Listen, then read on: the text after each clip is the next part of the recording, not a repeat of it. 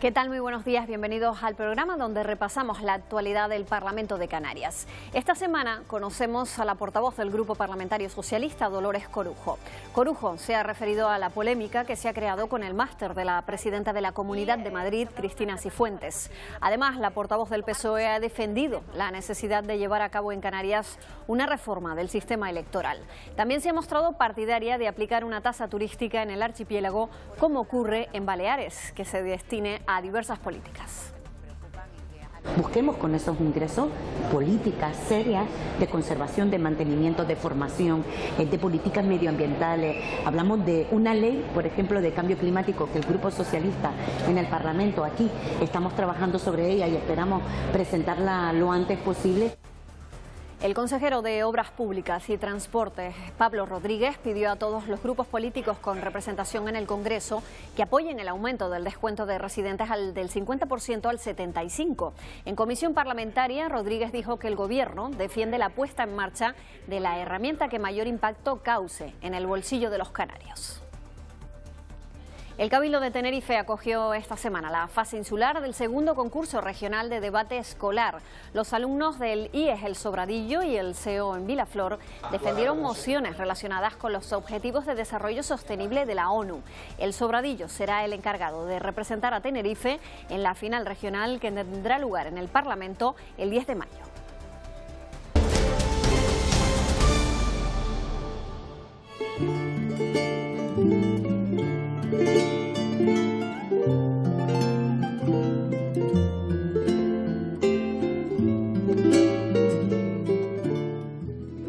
Salimos hoy al patio del Parlamento para hablar con una diputada de la isla de Lanzarote, licenciada en Psicología, alcaldesa del Ayuntamiento de San Bartolomé, en esa isla, en su isla natal, secretaria insular del partido también y además portavoz del Grupo Parlamentario Socialista aquí en la Cámara Autonómica. Ella es Dolores Corujo, ¿qué tal? Hola, muy buenos días. El tema está en la calle, el tema de los títulos, de la formación de los políticos. Ustedes, el grupo parlamentario, va a enmendar el proyecto de ley de cargos públicos para que haya transparencia en esas titulaciones, pero ¿no se les presupone ya a los políticos una cierta honestidad cuando se presentan a un cargo? Sí, estoy totalmente de acuerdo con la reflexión, primero porque la situación que se ha vivido en la Comunidad de Madrid, en este caso con su presidenta, con Cristina Cifuentes, ha provocado una convulsión mediática, política y social sobre un tema gravísimo, que quiero hacer una diferenciación o una distinción que me parece oportuna. No estamos hablando de corrupción, aquí en este caso estamos criticando y nos hemos quedado todos absolutamente alarmados sobre la posición de la universidad y de un político en el que parece que ha comprado un título y que además no dimite ante una situación que todos sabemos, o todos aquellos que nos hemos formado pues gracias a becas, a un sistema público, con el esfuerzo de nuestras familias, pues realmente es absolutamente no solo reprochable, denunciable y que conlleva una decisión política que creo que se está retrasando demasiado. Por otro lado, hablamos de la formación de los diputados o diputadas y de la crítica que se está haciendo constantemente sobre títulos que se ponen en datos curriculares y que luego no existen, y además eso es reprochable. Comparto y que además la es innecesario, y disculpe que la interrumpa, porque no es necesario tener una amplia gama de titulaciones para estar en la vida pública, en la vida política. Lo comparto totalmente, y soy del Partido Socialista, de un partido de izquierda, que nunca hemos colocado a nuestros compañeros o compañeras que se presenten a unas elecciones. Requiere honestidad, vocación real de servicio público, ganas de trabajar, capacidad, y en ese sentido creo que lo que está pasando últimamente me parece más un show mediático que las condiciones o los asuntos que realmente debieran preocupar a esta tierra. Sí es verdad que debe haber transparencia, esa transparencia se tiene que exigir a todos nuestros representantes, eso sin duda, pero desde luego esta cacería no le encuentro mucho sentido, ¿no? Canarias está pendiente de los presupuestos generales del Estado para 2018. Hay quien duda de que se aprueben, algunos lo han manifestado en pleno parlamentario, y se ha hablado de una alternativa, la posibilidad, por ejemplo, de tomar decisiones mediante decreto. Ha dicho, por ejemplo, Fernando Clavijo. ¿Qué es lo que opina el PSOE? Las decisiones que haga, en este caso el gobierno mediante decreto, no las veo y sinceramente no creo que se dé. La situación que estamos viviendo actualmente con estos presupuestos prorrogados, como todos sabemos, viene fundamentalmente motivada por el conflicto territorial. He dicho en reiteradas ocasiones que el Partido Popular ha sido una máquina de crear independentistas y producto de ese recurso que se presentó en su día ante el Constitucional sobre el Estatuto de Autonomía, tenemos hoy una crisis sin precedentes que implica la no aprobación de los presupuestos y obviamente con lo que repercute también a nuestra comunidad autónoma y a nuestra tierra. Hay asuntos estancados aquí en el Parlamento. Uno de ellos es la renovación de los órganos dependientes de la Cámara Autonómica. El Partido Socialista, el Grupo Socialista, retiró, digamos, su apoyo a esa renovación porque se filtró esa sospecha de que había un pacto para cambiar al presidente de la Autoridad de Las Palmas. Ese proceso está, digamos, en el aire todavía. ¿Qué va a pasar? Bien, nosotros rompimos el acuerdo con Coalición Canaria y con el Partido Popular por varios asuntos que nos preocupan y que a lo largo de estas últimas semanas se han venido clarificando y desde luego nos sentimos profundamente esperanzados en una posible y necesaria reforma del sistema electoral en Canarias. Por otro lado, hablamos también de la posible destitución y esas filtraciones que últimamente la política canaria, puedo afirmar que los partidos políticos nos enteramos en función de lo que le interesa a otro, filtrando a un determinado medio de comunicación, y eso desde luego no es serio. Llegados a este punto, en el próximo pleno, el próximo martes, se procederá a la votación nuevamente del diputado del Común y también del Consejo Consultivo. Va bien la negociación, yo creo que está funcionando bien, que hemos mejorado, que hemos flexibilizado y que desde luego, como ha ocurrido también con Radio Televisión Canaria cuando no se cubrió las dos vacantes para ese es el otro asunto que me refería cuando hablaba de estancamiento. Cuando hablamos de cubrir el Consejo Rector que permite dar normalidad al ente y no encontrarnos en la situación que desgraciadamente vivimos hoy, con una situación preocupante o que preocupa y mucho al Partido Socialista, es algo que tengo que decir con absoluta claridad. Es una muestra del fracaso de la política en Canarias, de todos los grupos políticos sin excepción. Claro, pero hay quien señala a su grupo parlamentario de bloquear pues esa renovación del Consejo Rector. Bien, la renovación del Consejo Rector, como bien sabes, se procedió a casi una cuarta votación, donde de forma sistemática aquellos grupos parlamentarios que decían que había que mejorar, que había que cambiar el funcionamiento de Radio Televisión Canaria, han sido los mismos que han venido bloqueando sistemáticamente la renovación del Consejo. No deja de ser menos cierto, y por eso lo digo con absoluta claridad, es que todos los grupos, sin excepción, todos, unos con mayor responsabilidad que otros, han impedido tener un órgano renovado que hubiera permitido tomar decisiones colegiadas con mayor garantía, con mayor transparencia y donde todos y todas tuviéramos la información, cosa que en este momento no ha ocurrido, ¿no? Otro asunto, hace poco Canarias ha recibido la visita de la presidenta de la Comunidad Autónoma de Baleares, que además es del Partido Socialista, Francina Armengol, y usted hablaba de imitar ese modelo que está dando tantos problemas, que es el alquiler vacacional, con la convivencia del alquiler por periodos de tiempo más largos. ¿Es viable ese sistema en Canarias? En mi opinión, sí. Sí, es viable. Yo creo que en Baleares y la presidenta ha demostrado que hay otra forma de gobernar. Y no solo es ese asunto que preocupa mucho, especialmente en la isla de Lanzarote y Fuerteventura, donde estamos en este momento en una situación de emergencia habitacional.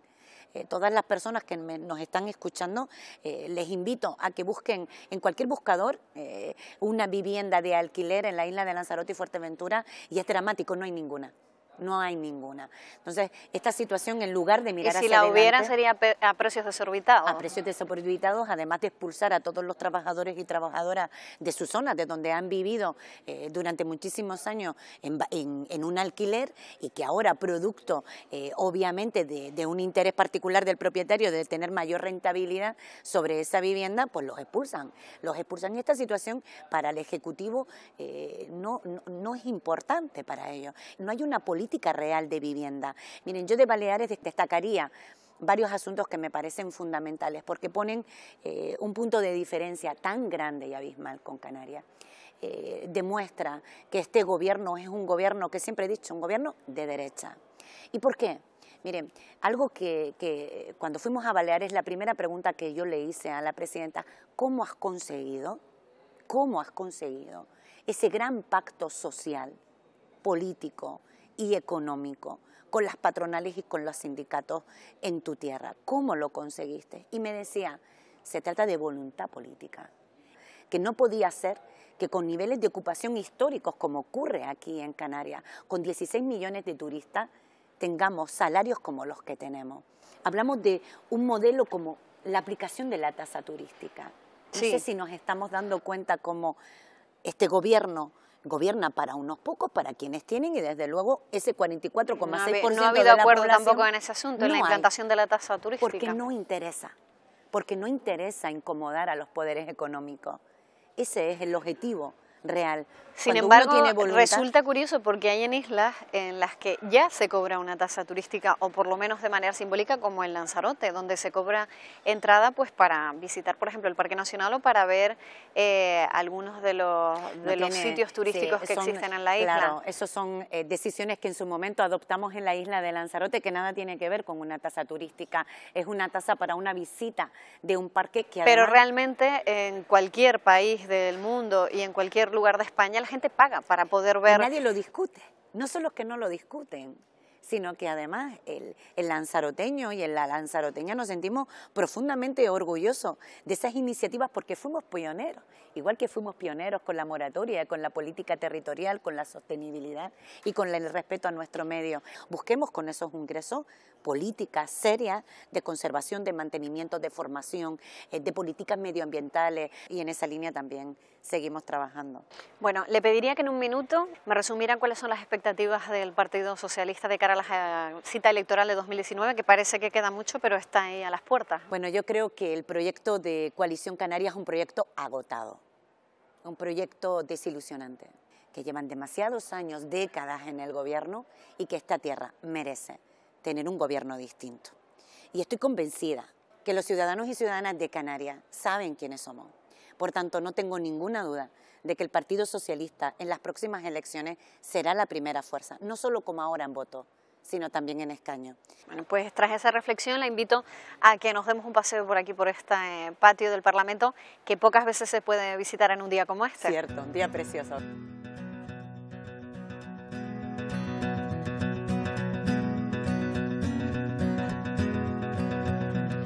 Usted es psicóloga. Sí. Y en más de una ocasión seguro que ha tenido que aplicar la psicología también en la política, ¿no? Que no tengas ni la menor duda que es así. Me encanta y me apasiona mi profesión, me he dedicado a la clínica y desde luego que sí, bueno, recursos personales todos tenemos, pero la política se vive con mucha tensión, con mucha pasión, hay muchas situaciones de estrés y de gestión, además de diversidad de opiniones, que tienes que llegar a un consenso, y eso sin duda la psicología en casi todos los ámbitos en la vida, ¿no? Me está diciendo que se ha dedicado a la clínica. ¿Ha podido ejercer entonces la profesión en algún momento? Sí, ¿no? sí, he podido ejercerla, sí. O sea, usted es militante del Partido Socialista desde el año 2000, si no me equivoco, aproximadamente. Aproximadamente, sí. Y aparte de la política, ¿a qué dedica el tiempo libre de Dolores Corujo?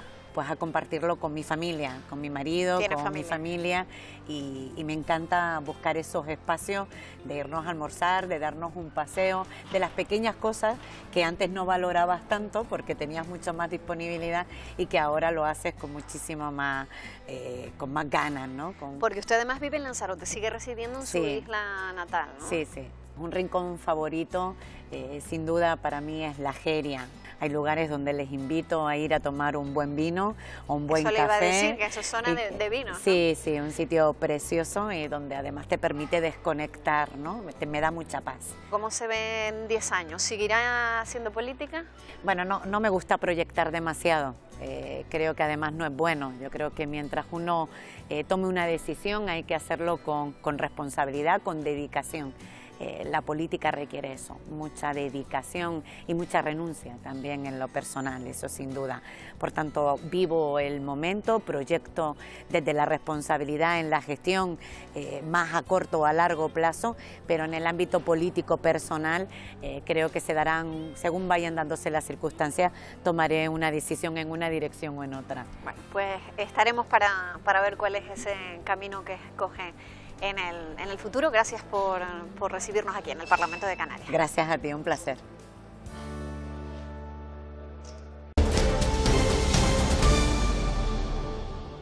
Pues después de la entrevista vamos con la actualidad de la Cámara de esta semana. Comencemos hablando del aumento del descuento de residentes del 50 al 75%. El vicepresidente y consejero de Transporte, Pablo Rodríguez, ha pedido en comisión parlamentaria a todos los grupos con representación en el Congreso que apoyen este incremento.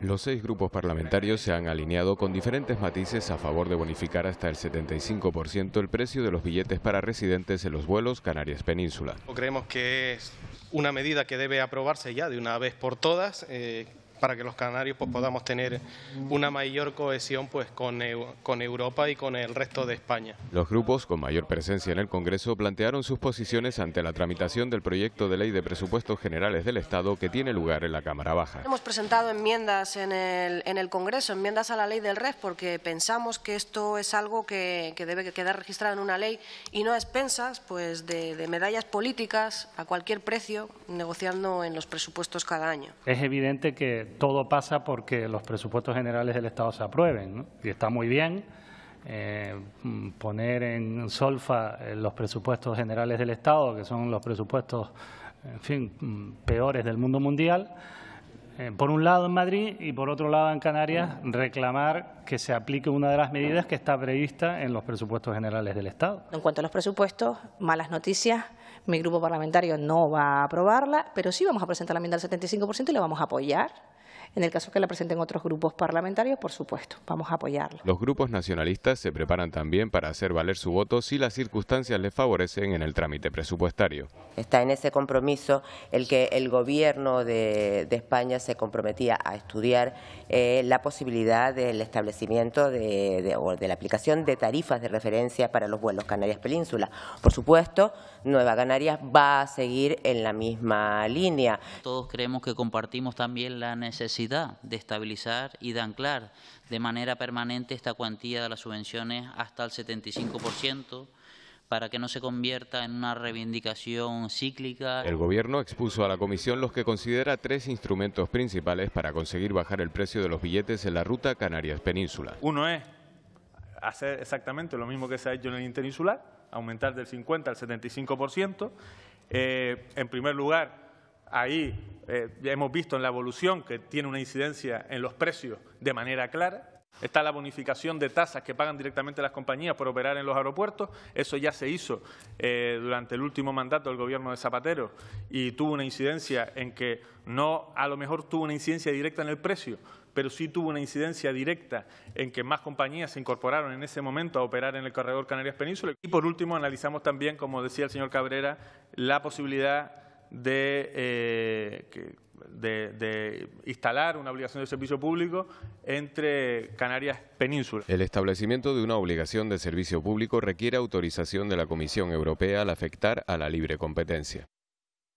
En la Cámara Regional continúa la comparecencia de expertos para analizar la situación del transporte en las islas. Esta semana han intervenido el presidente de la Autoridad Portuaria de Las Palmas, Luis Ibarra, el exdirector general de Transportes, Elías Castro, y el catedrático de Economía Aplicada, Ginés de Rus. Planificación y evaluación son los 2 principios que el catedrático Ginés de Rus plantea como básicos para la gestión pública del transporte y de las infraestructuras que requiere. Estos planes, el plan intrainsular, no tiene nada que ver con una planificación regional seria, que hacerse desde el Gobierno regional, y es simplemente una suma de peticiones de los cabildos. O sea, esto ya es un primer error que es grave, es muy grave porque el incentivo de los cabildos puede que no sea el mismo que el incentivo de un gobierno regional. En el ámbito de la movilidad terrestre, el exdirector general de Transporte, Elías Castro, incidió de nuevo en la falta de planificación y regulación. Ese plan estratégico de transporte para Canarias desde el año 2007 no se ha elaborado. no se ha aprobado. La ley decía que había que renovarlo cada 7 años. Pues ni se ha hecho ni se ha renovado. El presidente de la Autoridad Portuaria de Las Palmas destacó las posibilidades del puerto como plataforma de referencia para la reparación en el Atlántico. Esto sí que es un sector que nos cautivo y es un sector con gran capital canario que está intentando invertir en contra de grandes proyectos en todo el mundo. Por lo tanto, ahí sí que creo que tenemos un gran futuro porque no hay ningún puerto africano que a medio plazo pueda competir con nosotros. Para incentivar la competitividad del puerto, Ibarra expresó su intención de bajar la tasa a los buques hasta el mínimo establecido en un plazo aproximado de 3 años. El consejero de Agricultura y Pesca, Narváez Quintero, informó en comisión sobre el plan de frutas y verduras que se desarrolla en los colegios de las islas y que ha doblado el número de alumnos a los que atiende durante este curso. El plan de frutas y verduras para este curso ha llegado a 80.228 escolares en 375 centros educativos de todo el archipiélago. Supone un aumento respecto al curso pasado del 47% más entre los alumnos y de un 79% más en el caso de los centros. Una ración de entre 120 y 180 gramos durante 10 semanas seguidas escolares de entre 3 y 12 años de los centros públicos de todas las islas de Canarias.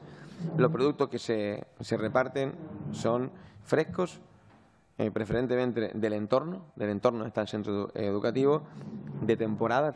Además de proporcionar a los estudiantes una alimentación correcta, el uso de la producción agrícola autóctona permite generar empleo en el sector y proteger el paisaje rural de las islas. La actividad de los huachinches, las casas de comidas típicas del entorno rural tinerfeño, han servido tradicionalmente para dar salida a parte de la producción agrícola de explotación, que es de pequeña dimensión. Ante su proliferación, incluso en zonas urbanas, Podemos ha pedido al Ejecutivo que aclare las dudas y la confusión en torno a la actividad de estos establecimientos. Hay huachinches que no están, digamos, actuando conforme a la norma. Me parece que es un fraude que está generando malestar en el sector que cumple la norma. Y luego, por otra parte, lo que ha habido es que muchos restaurantes utilizan esta denominación, este concepto como gancho para publicidad. Restaurantes de 3 y 4 tenedores, que es lo curioso, en zonas urbanas que no tienen nada que ver. En definitiva, yo lo que quería plantearle es en qué situación está este concepto de denominación. Deberíamos generar una marca de calidad, incluso una posible modificación del decreto, pero una marca de calidad por el propio colectivo que estamos trabajando con ellos conjuntamente para que de alguna manera se organicen en los que realmente son guachinches, para que se organicen para generar una marca de calidad con una normativa un poco más restrictiva.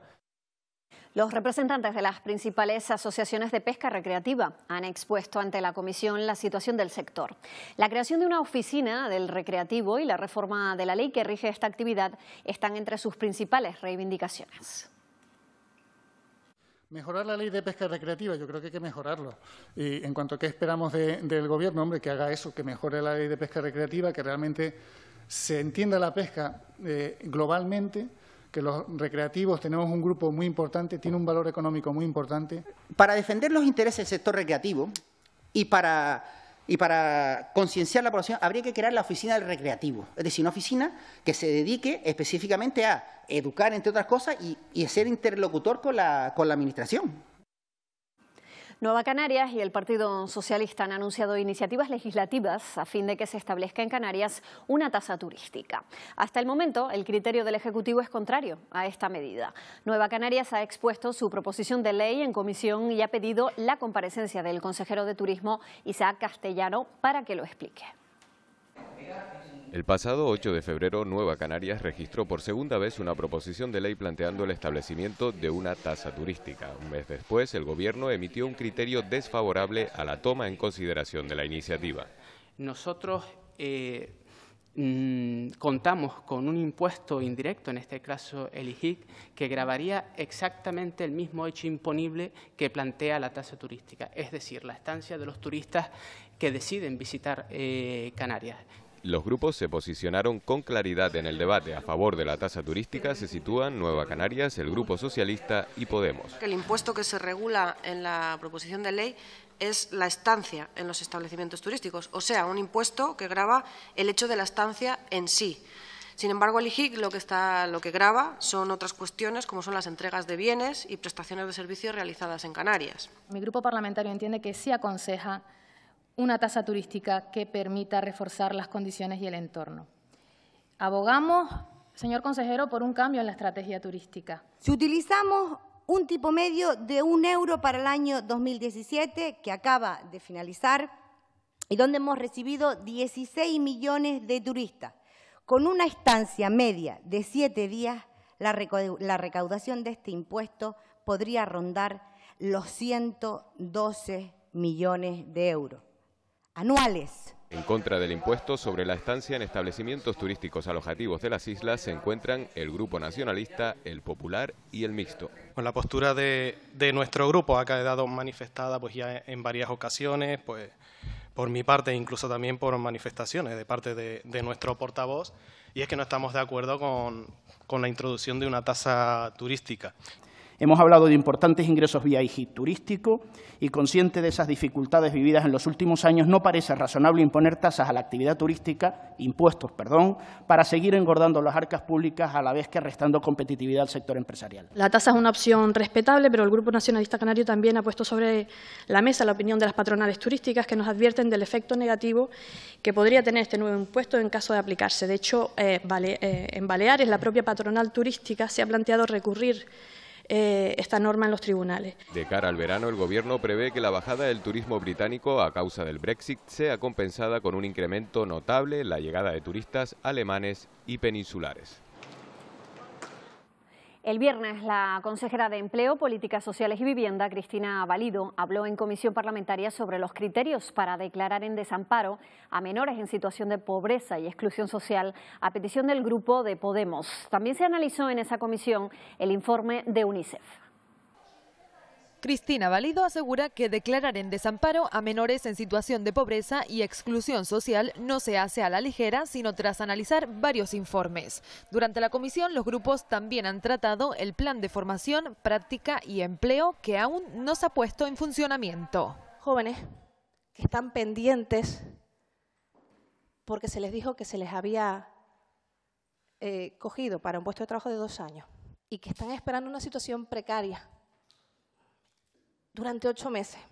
Nosotros esperamos que se siga apostando por este proyecto de una manera decidida y que ese centenar de jóvenes pueda cuanto antes se pueda poner cuanto antes en marcha ese tan ansiado contrato en práctica que oscila entre los 6 meses y los 2 años. Si no son reales, no debe paralizar. Yo no permitiría que una crítica, si es infundada, paralice un procedimiento tan importante y en el que tienen puesto expectativas tanta gente. ¿Por qué se ha generado estas falsas expectativas en algunas jóvenes de nuestra comunidad autónoma si se sabía que si seguía adelante este expediente tal cual estaba podía generar ciertas suspicacias? Se están corrigiendo para que haya mayor seguridad jurídica. ¿Pero es que acaso no la había?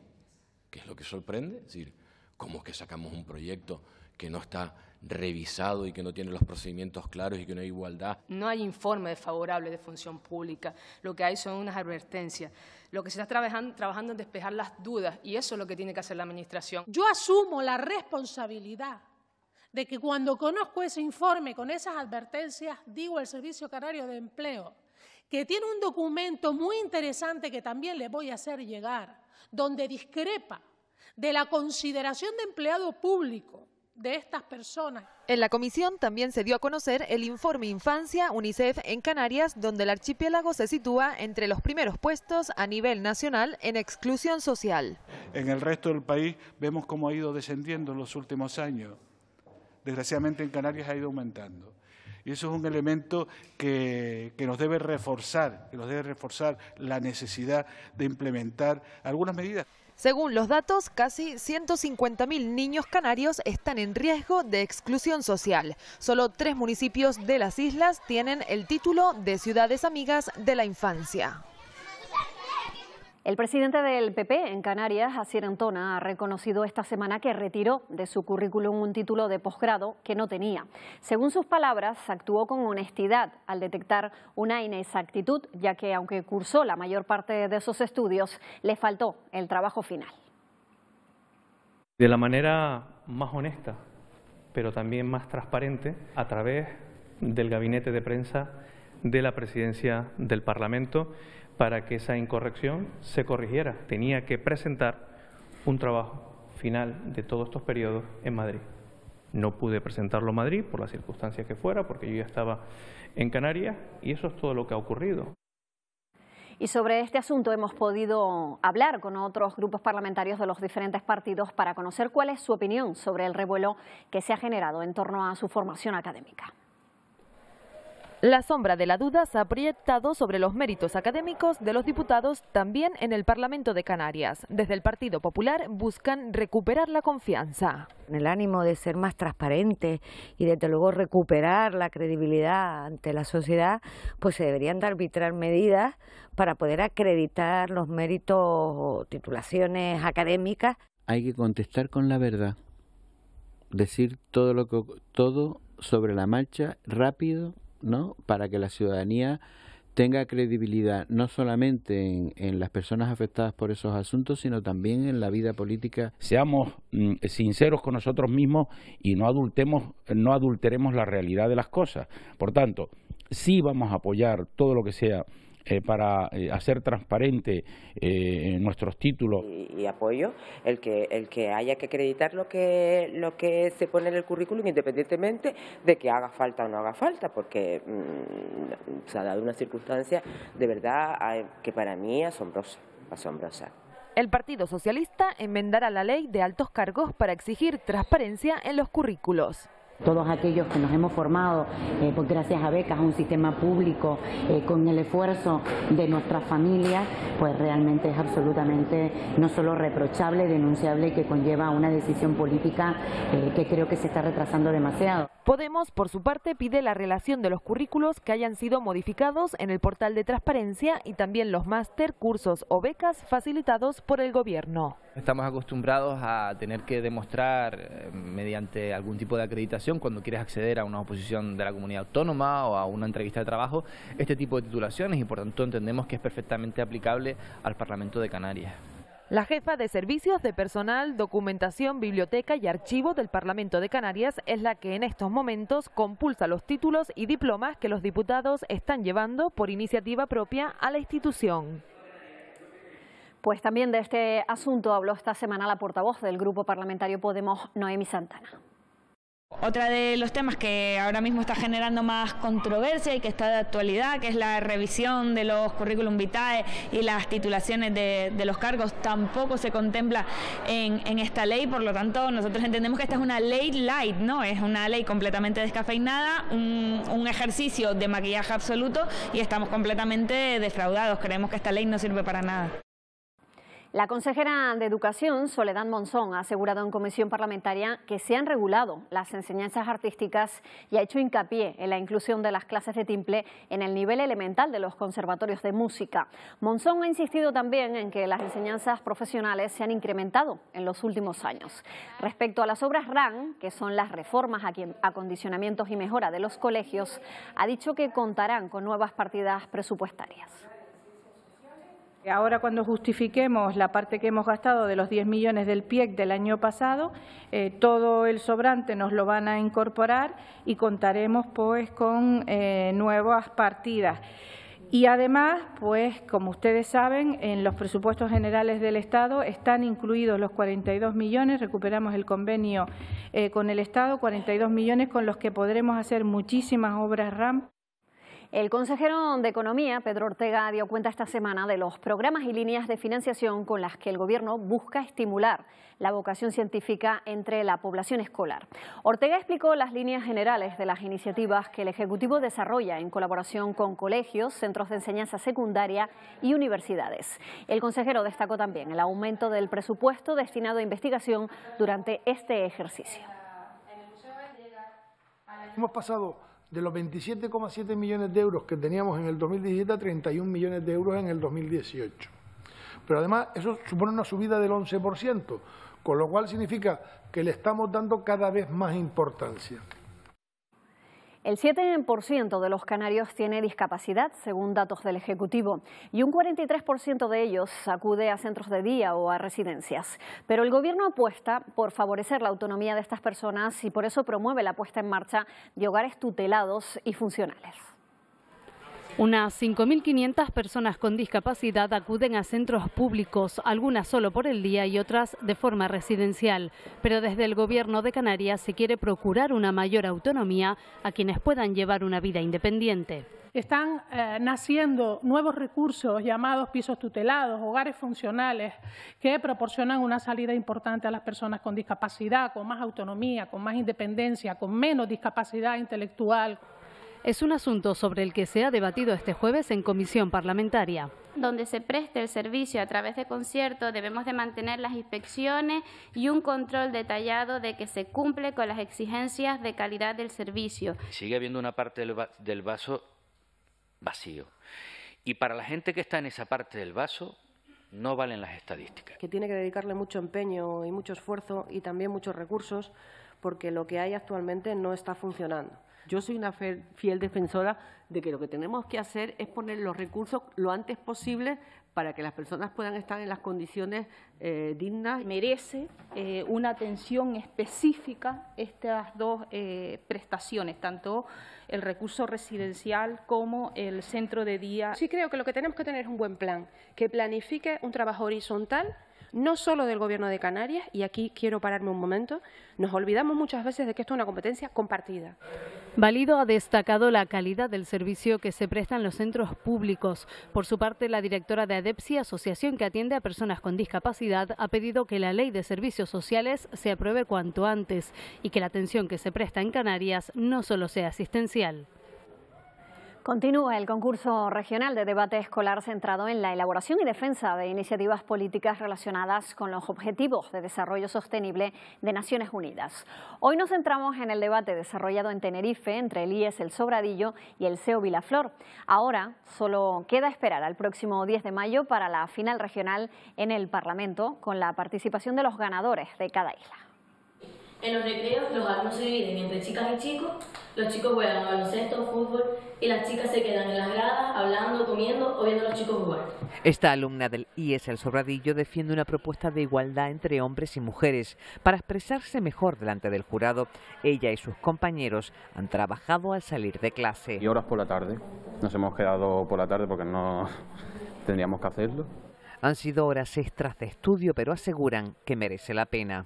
Sí, todo esfuerzo tiene su recompensa al final, así que... Los alumnos también pidieron colaboración a las familias. Para los objetivos necesitamos una cierta información de materiales para utilizar y sobre todo ellos nos han ayudado mucho. En esta ocasión era indispensable la ayuda de padres y abuelos, ya que los alumnos del CEO Vilaflor defendían el uso del agua para hablar de la sequía.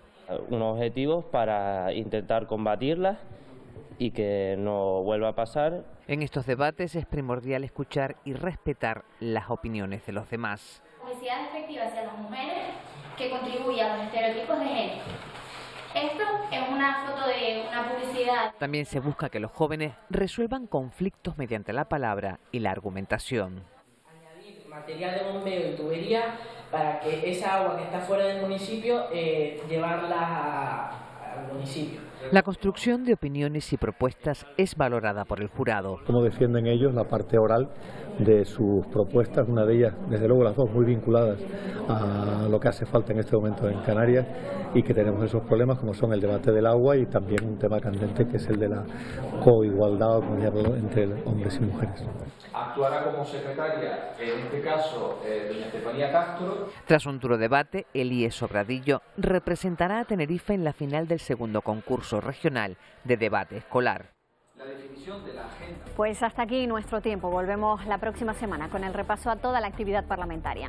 Mientras tanto, pueden seguirnos a través de los servicios informativos de Televisión Canaria y en nuestra página web rtvc.es. Es todo. Feliz semana.